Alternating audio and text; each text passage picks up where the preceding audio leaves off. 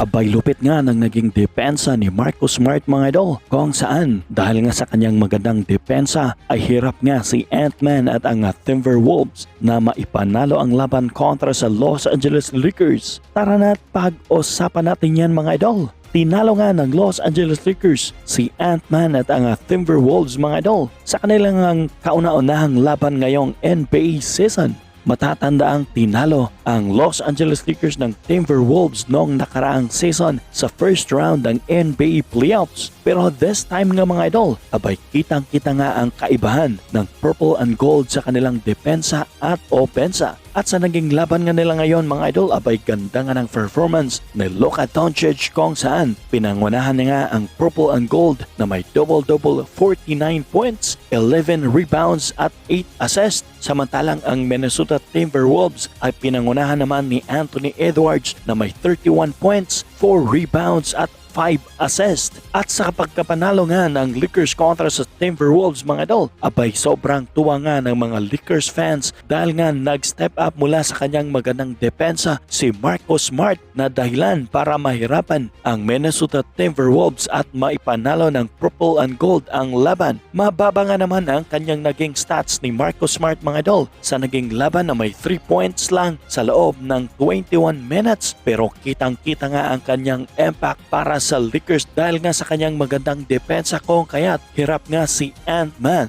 Talaga nga namang napakaswerte nga ng Los Angeles Lakers mga idol na nakuha nila si Marcus Smart noong off-season. For sure yan mga idol na magiging threat ang Lakers sa West, lalo na kung makakapaglaro na rin si LBJ para sa Lakers. At heto nga mga idol, panoorin natin ang ginawa ni Marcus Smart sa naging laban nila kontra sa Minnesota Timberwolves kung saan ang laki nga ng naibibigay niyang impact para sa purple and gold. Dito nga sa second quarter mga idol, abay hindi nga umobra si Ant-Man sa kanya kung saan dahil nga sa kanyang depensa at bilis ng kanyang mga kamay ay basta-basta na lang niyang hinablot ang bola mula kay Ant-Man at converted yan sa puntos mga idol. At hindi lang sa depensa mga idol dahil dito rin sa play na to, abay naligaw nga si DiVincenzo at naiwanan nga ng libre si Marcus Smart sa corner mga idol. At matik mga idol, pasok yan para kay Marcus Smart. At dito nga rin sa late minutes ng third quarter mga idol, magkakaroon na sana ng transition play ang Timberwolves, pero andyan nga si Marcus Smart kung saan ganda ng depensa